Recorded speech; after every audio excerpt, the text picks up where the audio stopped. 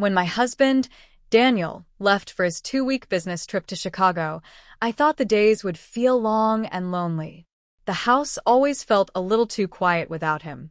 He was the type of person who filled every room with energy, always humming, whistling, or telling some story about his day. When he packed his suitcase and kissed me goodbye that Sunday morning, I promised him I'd keep myself busy. Little did I know that my best friend, Emily, and I would find the most unexpected project to fill the time, a project involving our golden retriever, Max, that would end up surprising Daniel more than anything else. Max wasn't just a pet, he was practically family. At 5 years old, he had grown from a clumsy little ball of fur into a loyal, affectionate dog who seemed to understand every word we spoke. He knew the basics: sit, stay, fetch, roll over. But Daniel had always wanted Max to learn something more impressive, something you didn't see at the average dog park. On the second day after Daniel left, Emily stopped by. She lived just a few blocks away and often came over when Daniel was traveling, partly to keep me company and partly because she adored Max. "So, what's the plan to keep busy this week?" she asked, dropping her purse on the couch and bending down to scratch Max's ears. Max's tail wagged like a windshield wiper. I shrugged. "Honestly, I don't know. I've been reading a little, cleaning up the garden. But the nights feel long." Emily grinned, that mischievous sparkle in her eyes. "What if we taught Max a new trick? Something really cool? Then, when Daniel comes back, we can surprise him." At first I laughed. "Like what?" "He already knows how to roll over and play dead. What else is there?" "Something that'll blow Daniel's mind," Emily insisted. "What if Max learned how to bring you things? Like a soda can from the fridge?" I blinked at her, amused but intrigued. "That's ambitious." "Ambitious, yes," Emily said, sitting cross-legged on the floor with Max now in her lap. "But possible. I saw a video of a dog doing it online. If other people can train their dogs to do it, so can we." Her confidence was contagious. And honestly, what better way to pass the time? So, that afternoon, we began what would become an unforgettable project. Training Max was not easy at first.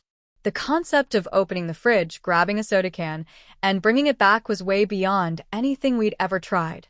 Emily and I decided to break it into steps. The first step was teaching Max to pull on a rope tied to the fridge handle. We tied an old dish towel around the handle and encouraged him to tug at it. Every time he gave it a pull, we rewarded him with his favorite treats, tiny chunks of chicken breast. The first day, Max didn't understand.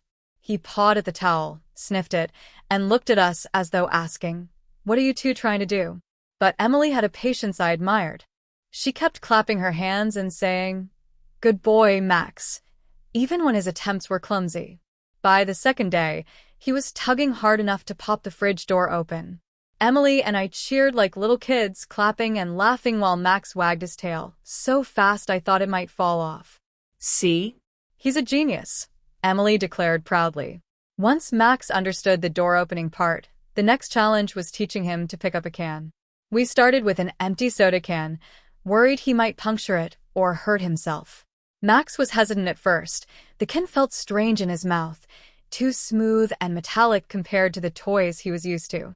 Emily crouched beside him, demonstrating by holding the can up and saying, "Take it, Max. Take it."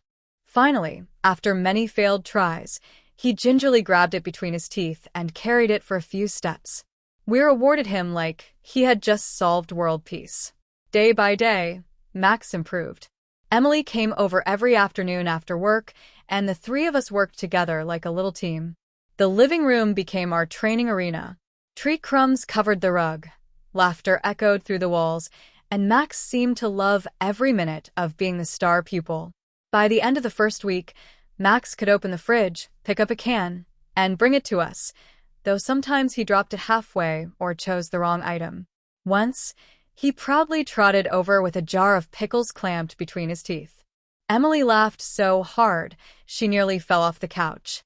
"Imagine Daniel's face when Max brings him a soda while he's watching TV," Emily said one evening, leaning back on the couch with a smile. "He'll think you've been running a doggy university while he was gone." Her words warmed me. I could already picture Daniel's shocked expression, the way his eyes would light up with pride. But what made those days even more special wasn't just the trick.